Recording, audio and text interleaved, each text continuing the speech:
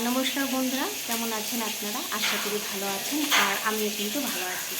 তো এখন থেকে আমি আমার ভিডিওটা স্টার্ট করলাম। এই যে আমি এখন রান্নাঘরে বসে রান্না করছি, আপনাদেরকে দেখাই দাঁড়ান। আর এই যে আমি এখন কিন্দুরিটা ভেজে নিচ্ছি, কিন্দুরি ভাজা করব আর কি। তো আপনাদের দাদা ভাইকে বললাম যে ক্যামেরাটা খানি ধরে দিতে, তো সেই জন্য ওখানে ধরে দিচ্ছে।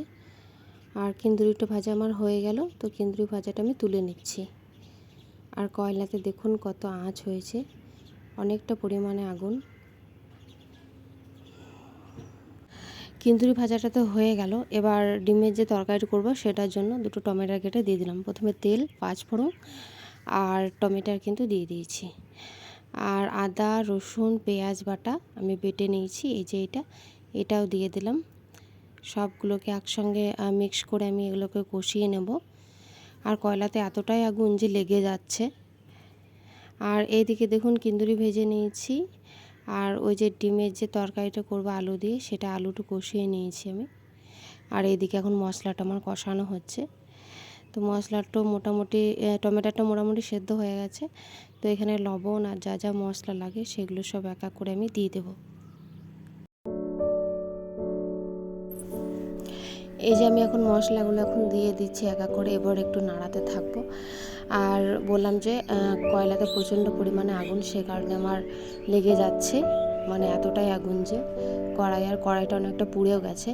তো এবার আমি ভেজে রাখা আলুগুলো এই যে দিয়ে দিলাম। এবার আলুগুলো একটু একটু করে কষিয়ে নেব মশলার সঙ্গে। আর আলুটা প্রথমে ভেজে নিয়েছি, তার কারণ হচ্ছে যে আলুটা না ভাজলে পরে মনে হয় স্বাদটা একটু কমই লাগবে, তো সেই কারণে আমি আলুটাকে ভেজে নিয়েছি।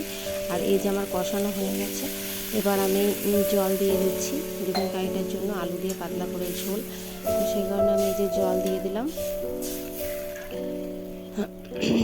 তো এটা হয়ে গেলেই আমার হয়ে যাবে রান্নাবান্না কমপ্লিট। তো এই যে জলটা দিয়ে দিয়েছি, এবার আমি এক এক করে সব ডিমগুলো সব দিয়ে দেবো কড়াইতে, তারপর ঢাকা দিয়ে দেবো। আর যে এখানে ভাতের হাঁড়িগুলো সব তুলে নিচ্ছি, রান্নাবান্না তো কমপ্লিট হয়ে গেছে। আলু সেদ্ধ করেছি, কিন্দুরি ভাজা করেছি, এগুলো সব এক এক করে তুলে নিচ্ছি, সব গুটিয়ে পাটিয়ে নিই। তো গুটোনো তো হয়ে গেছিলো, তারপরে এই যে আমরা ভাত নিয়ে বসে পড়েছি। এই যে এখানে আলু সেদ্ধ, আলু সানা আর ডিমের তরকারিটা, আর এখানে হচ্ছে কিন্দুরি ভাজা। তো এবার আমরা ভাত খাবো। তো এই যে আমি ভাত নিয়ে বসে পড়েছি এবং ভাত আমি খাচ্ছি। তো এক এক করে তো ওইগুলো তরকারিগুলো তো হয়ে গেল। আর তরকারি করতে বন্ধুরা এতটাই গরম মানে লেগেছে রান্নাঘরে, আমাকে মানে বলার বাইরে। এখন মানে রান্না বান্না করতে প্রচণ্ডই কিন্তু গরম লাগছে। আর প্রচণ্ড পরিমাণে রোদ দিয়েছে, এতটাই গরম কিছু বলার নেই। মানে প্রচুর খেতে, কিন্তু রান্না করছি কিন্তু খেতে কিন্তু মনে হচ্ছে না। তো কি আর করা যাবে, রান্না তো করলে তো খেতে তো হবে, তাই না? তো যেগুলো খেয়ে নিই, তারপর খেয়ে দিয়ে আমার এখনও অনেকগুলো কাজ আছে, সেই কাজগুলো আমাকে এখন করতে হবে।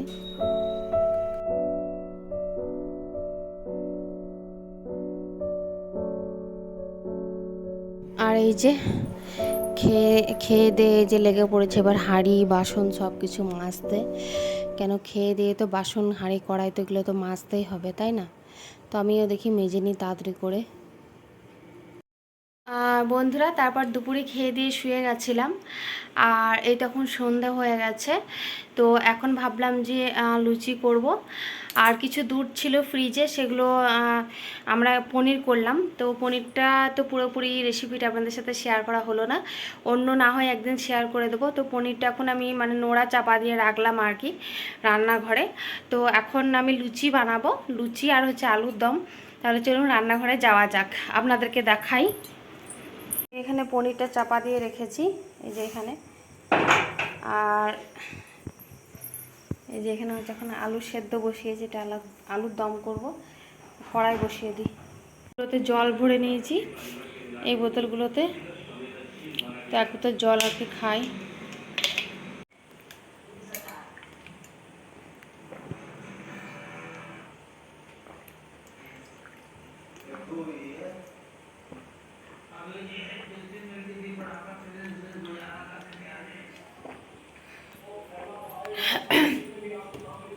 আর আর এই যে আমি লুচিগুলো এক এক করে বেলে নিচ্ছি, আর আপনাদের দাদাভাই আর কি লুচিগুলো ছেঁকে নেবে।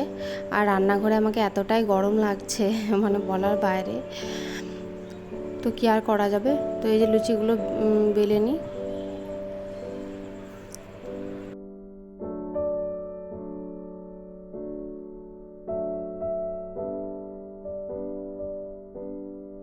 আর এই যে আমার লুচিগুলো বেলা হয়ে গেছে অর্ধেকটা।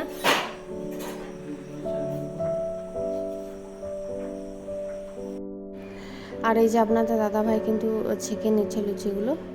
আর লুচিগুলো এমন বেলেছি যে এক একটা ফুলছে, এক একটা ফুলছে না, সেরকম ফুলছে না। আর এটা দেখুন পুড়ে গেছে একদম, মানে তেলটা হয়তো অনেকটা গরম হয়ে গেছে ওই জন্য।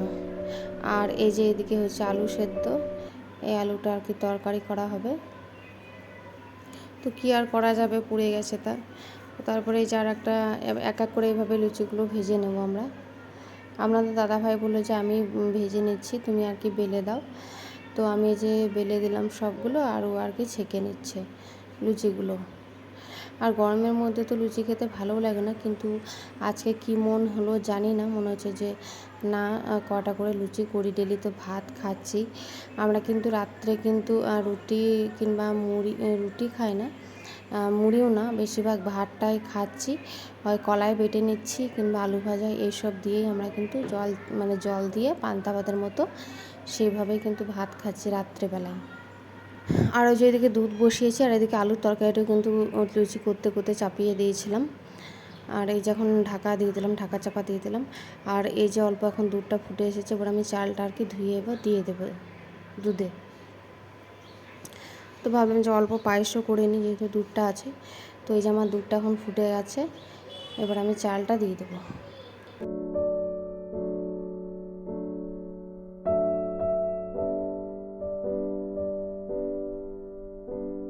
সব কিছু কমপ্লিট, এই যে আমরা খাবার নিয়ে বসে পড়েছি। তো ভিডিওটা এখান থেকে আজকে এন্ড করলাম। ভিডিওটা যদি আপনাদের ভালো লেগে থাকে তাহলে প্লিজ আমার চ্যানেলটা সাবস্ক্রাইব করবেন এবং একটা লাইক দিতে কিন্তু একদমই ভুলবেন না। পরে দেখা হচ্ছে আবার নেক্সট ব্লগে। টাটা।